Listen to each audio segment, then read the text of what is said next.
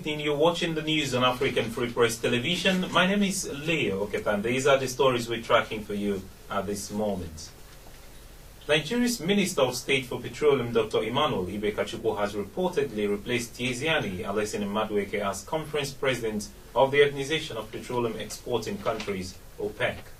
There were speculations that President Muhammadu Buhari, the Nigeria's Minister of Petroleum Resources, would take the top seat at OPEC, but the body in a recent update named Kachukwu as the head of the OPEC conference. Till his appointment to the NNPC, Kachukwu was the Executive Vice Chairman and General Counsel of ExxonMobil Companies Nigeria and Oversight Council of ExxonMobil's Companies Africa.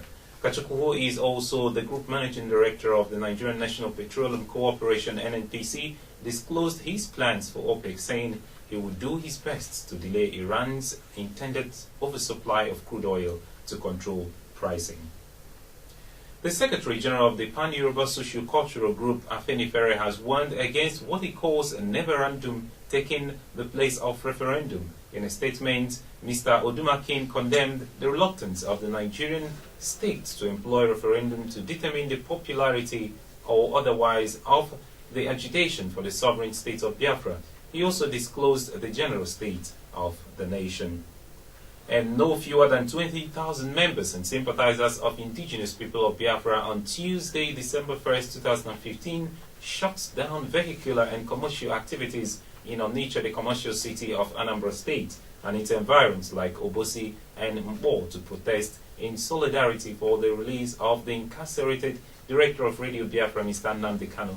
Vehicular movements were as usual grounded by the intimidating number of the IPOB members and the sympathizers who marched from the Niger Head Bridge to the former Obunike toll gate to register their anger against the continued detention of Mr. Kanu. The surging crowd of IPOB members and the sympathizers who marched along the area disrupted vehicular movements for over 7 hours before normalcy was restored on the bridge after they left the area for other parts of Onitsha. The attempt by the military to disperse them failed because of their number and their resort to non-violence. Although the military showed professionalism that has never been witnessed in Onitsha under similar situation, the military carefully implored them to free the road for other users. And meanwhile, constitutional lawyer and chairman of the Patriots, Professor Ben Nwabueze, senior advocate of Nigeria, has admonished pro-Biafra groups under the umbrellas of the indigenous people of Biafra and the movement for the actualization of sovereign states of Biafra to have a rethink over their renewed calls for the state of Biafra.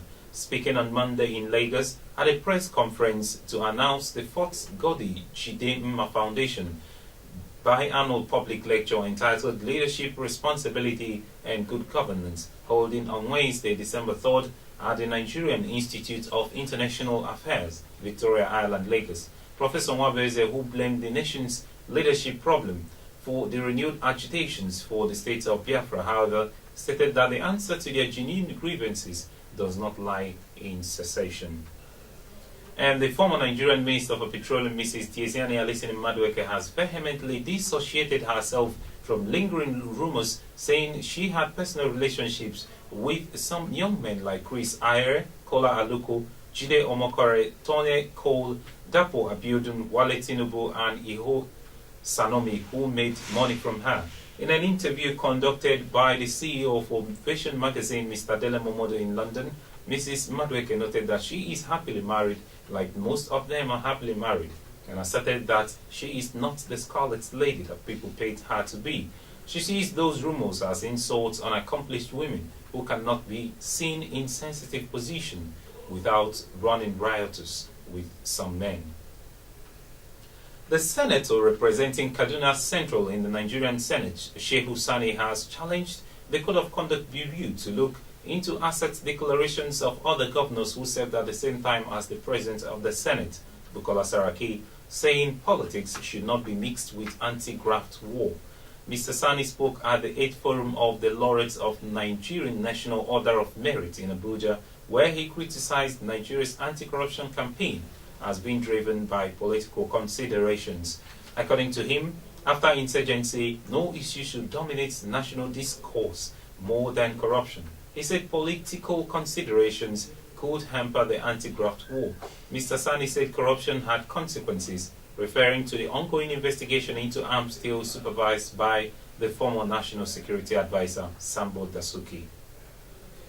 Security sources and officials report that suspected Boko Haram fighters have detonated 2 suicide bombs in northern Cameroon, killing at least 3 people. Suicide bombings are believed to be mostly carried out by young women recruited by the radical group and are becoming almost regular occurrences in Cameroon's far north region. 2 security sources also confirmed the attack, with one of them pegging the death toll higher at 6 civilians. One of the sources revealed that the 3rd suicide bomber was killed by security forces before she was able to detonate her bomb. Cameroon is a target for attacks since it is part of an 8,700 strong regional task force aimed at defeating Boko Haram, with troops from Chad, Niger, Nigeria, Cameroon and Benin. Nevertheless, joint operations have delayed as national armies appeared to be fighting Boko Haram independently. And still on the foreign scene, the opposition over President Barack Obama's plan to accept 10,000 refugees from Syria over the next year is escalated in the wake of the terrorist attack in Paris, with many Republicans questioning whether the United States can adequately screen Syrian migrants. Now, critics are starting to accuse the administration of deliberately discriminating against Christian refugees in favor of Muslims. Since the tragic November 13 Paris attacks, 132 Syrian Sunni Muslim refugees have been put through a controversial vetting process and granted admission into the United States. Surprisingly, not a single Christian has been allowed into the United States from Syria during that time period, despite Christians making up approximately 10% of the country's population. And in sports, we bring in you the story that Barcelona's Lionel Messi will miss Wednesday's Copa del Rey clash against Villanovens at Camp Nou.